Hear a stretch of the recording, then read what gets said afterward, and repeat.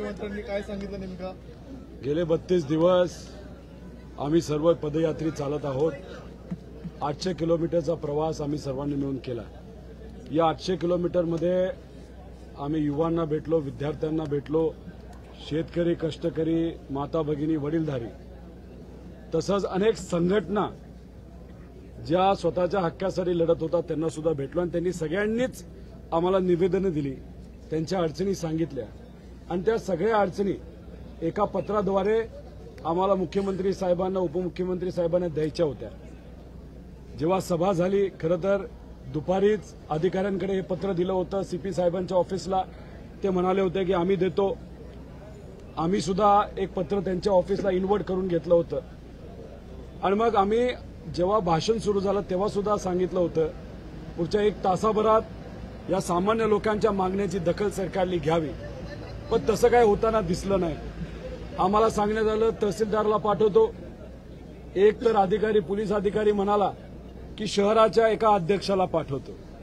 म्हणजे 800 किलोमीटर लाखो लोकांना आम्ही भेटलो, गरीबाला भेटलो, ज्याची चेष्टाच खऱ्या अर्थाने सरकारने त्यावेळेस केली असं आम्हाला वाटलं। आणि मग आम्ही सर्वजण मुख्यमंत्री साहेबांना भेटण्यासाठी अधिवेशनाकडे जेव्हा निघालो तेव्हा आम्हाला थांबवण्यात आलं।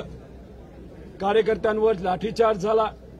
ते काय राजकीय कार्यकर्ते नव्हते, कोणाचे तरी मुलं होते, सामान्य शेतकऱ्याची मुलं होती, हक्कासाठी इथं आली होती। आणि मग त्यानंतर आम्हाला नवीन बांधलेल्या एका डिटेन्शन सेंटरमध्ये घेऊन गेले।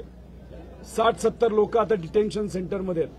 एक तर त्यांना बाहेर काढावं असं आम्ही मगाशीच सांगितलं होतं, आत्ताही सांगितलं, ते त्यांना बाहेर काढतील, कुठलाही कलम त्यांच्यावर लागू नये अशी विनंती आम्ही केली, कारण ते सामान्य लोकांसाठी लढत होते।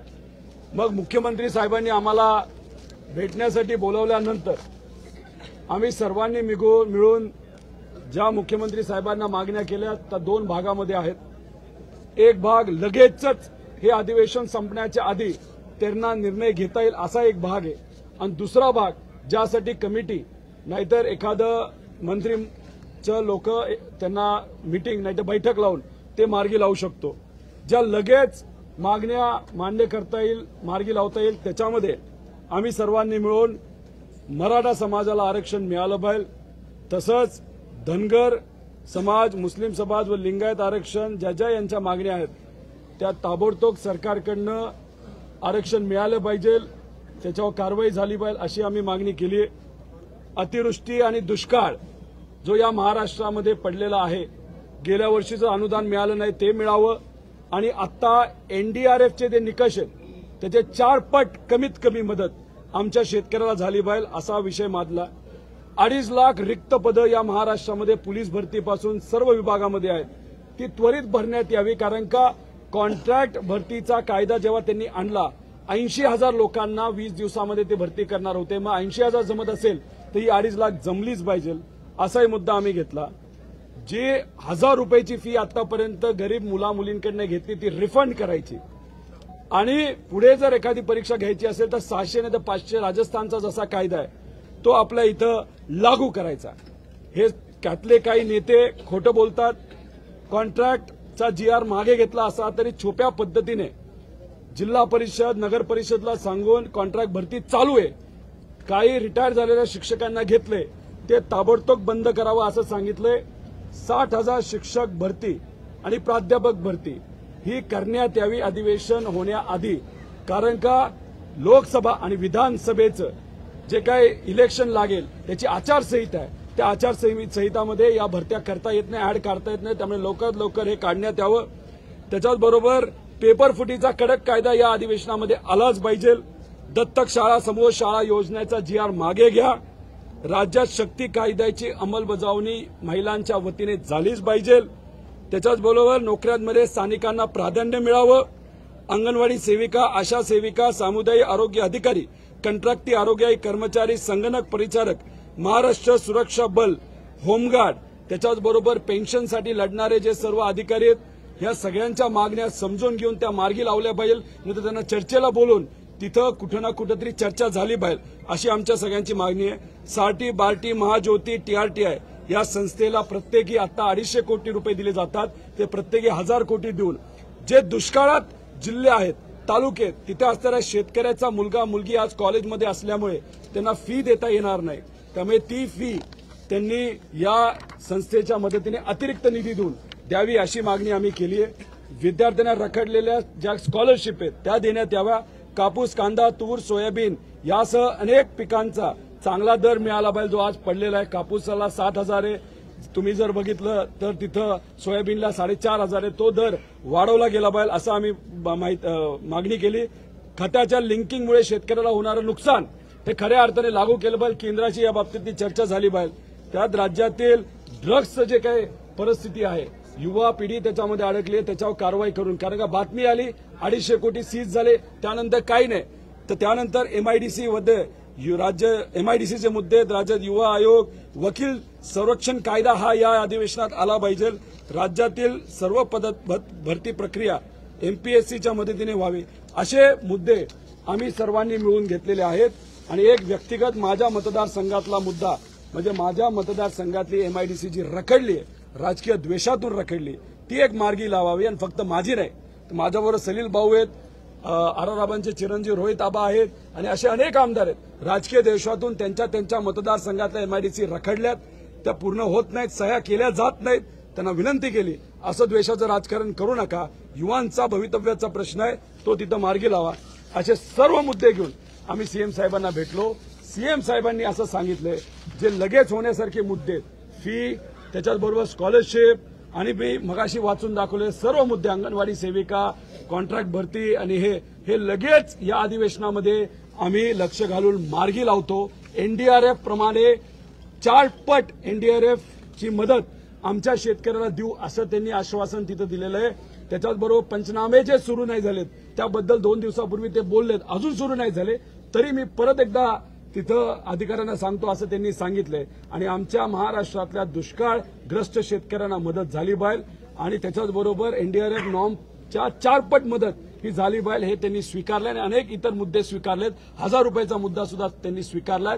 ते स्वाभिमानी महाराष्ट्राचे मुख्यमंत्री आहेत, दिलेला शब्द ते पाळतात आणि आम्हाला विश्वास आहे या महाराष्ट्राच्या मुख्यमंत्री पदावर की हे पद सामान्य लोकांची थट्टा करणार नाही आणि हे जे सामान्य लोकांचे प्रश्न आहेत ते मार्गी लावतील. आणि ह्याच्याबरोबर इतरही मुद्दे जे आम्ही सर्वांनी घेतलेत ते मुख्यमंत्री साहेब या अधिवेशनाच्या आधी मार्गी लावतील असा विश्वास त्यांनी आम्हाला दिलाय. आणि त्या विश्वासांना मान देत आता आम्ही अधिवेशनातून बाहेर निघालो आहे.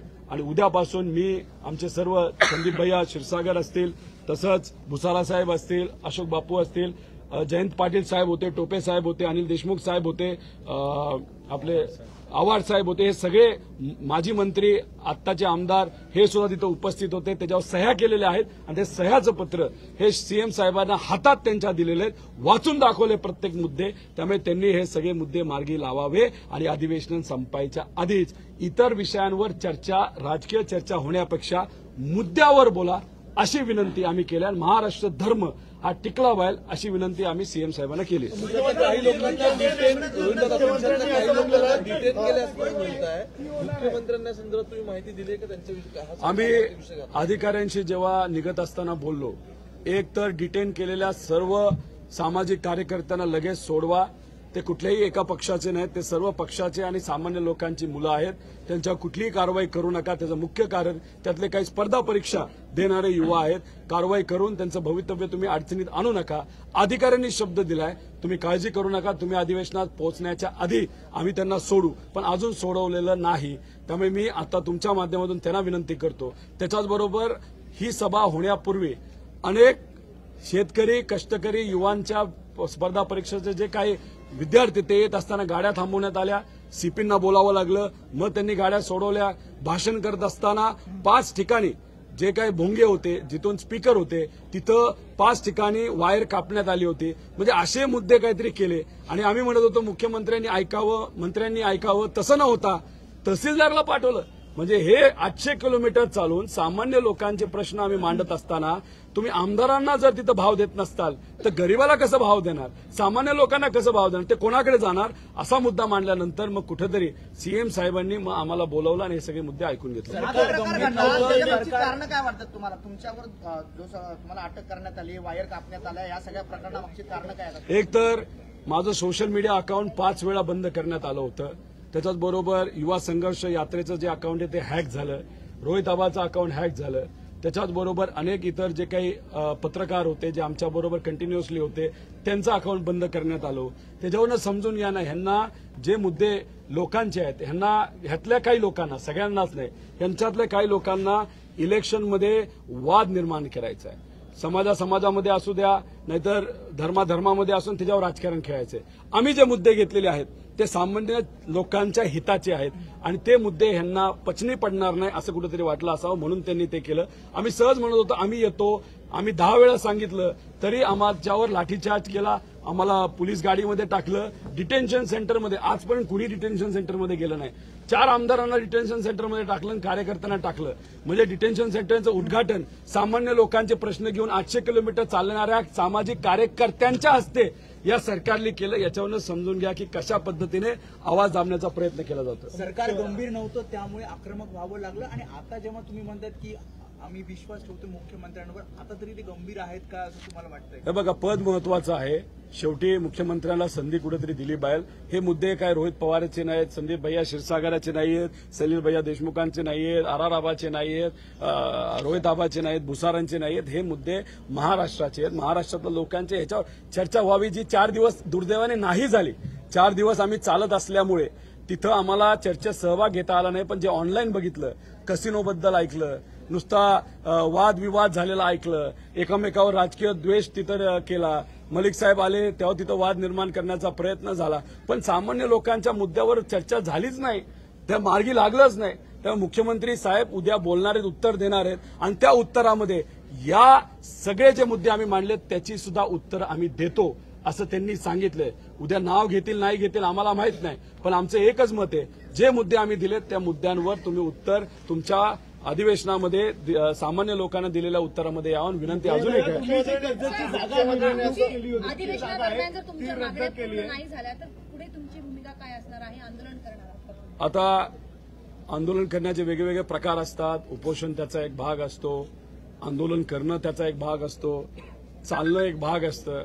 म्हणजे सगळ्यात अवघड आणि सगळ्यात जास्त टाइम लागणारा, सगळ्यात जास्त संघर्ष आणि कष्ट घेणारा जर कुठलं आंदोलन असेल तर ती पदयात्रा आहे. ती यात्रा करून आम्ही हेच मुद्दे मांडतोय सामान्य लोकांचे. आता तेवढं केल्यानंतर जे ह्यांना प्रूव्ह करायचं असेल की आम्ही कोणासाठी लढतोय, म्हणजे ते हास्यास्पद असेल. विरोधक आमच्याबद्दल बोलतायत त्याकडे दुर्लक्ष करत आहे, कारण का आम्हाला विरोधकांकडे लक्ष नाही द्यायचं, आम्हाला या मुद्द्यांकडे लक्ष द्यायचंय. त्यामुळे अपेक्षा करूया अधिवेशन संपण्याच्या आधी हे सर्व मुद्दे आम्ही सर्वांनी मिळून जे मांडलेले आहेत त्याला सरकार सकारात्मक उत्तर देईल आणि मदत या सर्व घटकांना ते देतील अशी अपेक्षा आम्ही जी जागा तुम्ही नेमणूक केली होती कर्जतची, ती जागा चुकीची होती, त्यामुळे दुसऱ्या जागेवर एमआयडीसी करण्यात येते.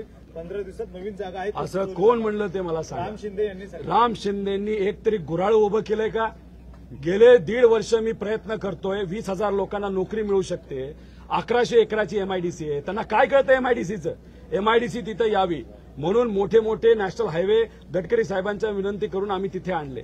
एमआयडीसी यावी म्हणून हायवे आणले. एमआयडीसी तिथं असल्याशिवाय दुसरीकडे होऊ शकत नाही. इको सेन्सिटिव्ह झोन अख्ख्या आमच्या मतदारसंघामध्ये तुम्ही 100-200 एकराची एमआयडीसी केली तर अडचणीत जाचाल. उगाच राजकारण करू नका. गरीबाचा विषय, राजकारणाच्या नादामध्ये अनेक युवांचं भवितव्य तुम्ही अडचणीत आणलंय. त्यांना त्यातलं काही कळत नाही. लोकांचं तर काहीच पडलं नाही. राजकारणाशिवाय त्यांना कळत नाही. त्यामुळे त्यांनी काय बोललंय मला माहित नाही, पण मुख्यमंत्र्यांना मी पत्र दिलंय, उदय सामंत साहेबांना मी पत्र दिलंय आणि मी त्यांना दोघांना सांगितलंय फक्त सही राहिलीय. सही झाली की आमची तिथं GR निघतोय. तेवढंच करायचंय. सगळे सर्वे झालेत, खर्च झालाय, अजून काय वेगळं पाहिजे?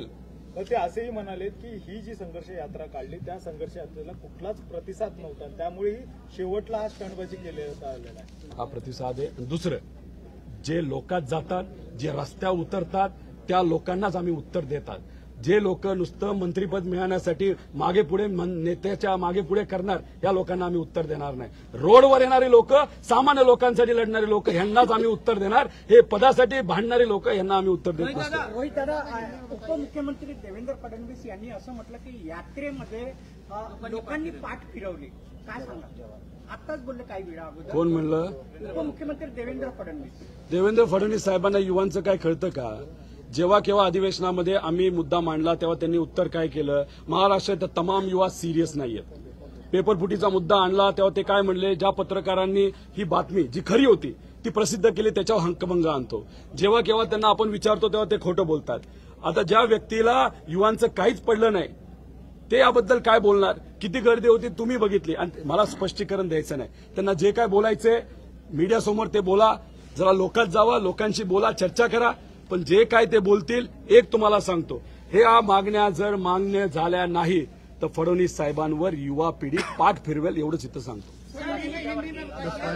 हा, मराठी संपू दे, मराठी खतम होईल. दादा, हे मुद्दे फक्त आजचे नाहीत, याआधी मुद्दे होते. तुमच्या सरकारमध्ये तुम्ही काय उचलले नाही? औरी कोण आहे? औरी कोण म्हणलं? औरी कोण? नितेश राणे तुम्हाला राजकारणात ऑरी म्हटले. तुम्ही ही कारवाई का केली नाही? हे बघा, एक तर ऑरी कोण आहे मला माहित नाही, पण ऑरी ऐकल्यानंतर आणि नितेश राणेंचं नाव ऐकल्यानंतर मला क्वारी आठवते. क्वारीमध्ये म्हणजे खाण असते ना, त्यात एक डबकं असतं, त्या डबकात बेडकं असतात. पाऊस आला की बेडकं ओरडायला लागतात. आता इलेक्शन जवळ आले तर काही राजकीय बेडकं ओरडायला लागलेली आहेत आणि त्यांना मंत्रिपदाचं पडलेलं आहे. त्यामुळे त्यांच्या नेत्याला कुणी बोललं तर मंत्र्याच्या त्या नेत्याच्या समोर त्यांचं जरा अकाउंट चांगलं असावं म्हणून बेडकासारखं ते बोलत असतील, राजकारणा खालच्या लेवलला घेऊन जात असतील. त्यांच्यावर आम्ही कशाला बोललो पाहिजे? ते ऑरी असू नाही तर क्वारी असू, आम्हाला काय त्याचं पडलेलं नाही. रोहित दादा, हे प्रश्न आताचे नसून जेव्हा तुमचं सरकार होतं तेव्हापासूनचे हे प्रश्न तुम्ही माझं भाषण ऐकलंय का? माझं भाषण ऐकलं का? त्यात मी बोललो हे सरकार असू नाही तर ते सरकार असतो. या मागण्या मान्य झाल्या पाहिजेत आणि येत्या काळामध्ये जर इलेक्शन आम्ही सर्वजण लढणार असू, जे लढणार आहोत, आमच्या इलेक्शनच्या मॅनिफेस्टोमध्ये हे विषय आलेच पाहिजे. सरकार हे येणार आहे आणि सरकार आल्यानंतर पहिल्या 5 महिन्यामध्ये, आणि मी देवेंद्र फडणवीस साहेब म्हणतात असं नाही पहिल्या कॅबिनेटमध्ये, मी म्हणतोय पहिल्या 5 ते 6 महिन्यामध्ये ह्यातले बहुतांश विषय हे 100% मार्गी लावण्याची धमक आमच्या नेत्यांमध्ये आणि आदरणीय पवार साहेबांच्या विचारामध्ये आहे. झालं थँक्यू.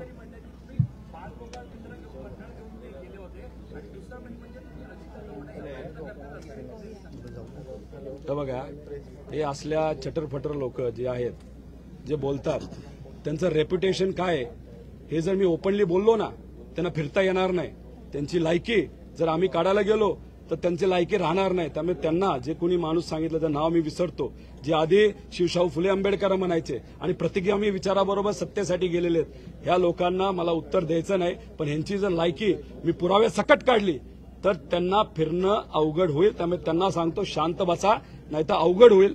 तुमच्या गावातून पुण्यापर्यंत आम्हाला जावं लागेल आणि त्यामध्ये काय काय झाले हे सगळ्यांना सांगावं लागेल. आज एमआयडीसी संदर्भात, कर्जतमधल्या एमआयडीसी संदर्भात एक बैठक होती, तुम्हाला त्याचं निमंत्रण होतं का? त्या बैठकीनंतर ती जी जागा निश्चित करण्यात आली होती ती बदलणार आहे अशी माहिती आहे. हे बघा, मुख्यमंत्र्यांनी माझं पत्र घेतलंय, त्यात मी सांगितलं जी प्रक्रिया झाली ती झाली आहे, ती मान्य करा आणि एमआयडीसी डिक्लेअर करा. मुख्यमंत्री म्हणाले मी करतो. मी उदय सामंत साहेबांना आता भेटणार आहे, त्यांनाही सांगतो मार्गी लावतात. मुख्यमंत्री जेव्हा हो म्हणतात विषय संपला. आमची एमआयडीसी जी आम्ही पाठपुरावा केलेली आहे, माझ्या मतदारसंघाच्या हिताची आहे,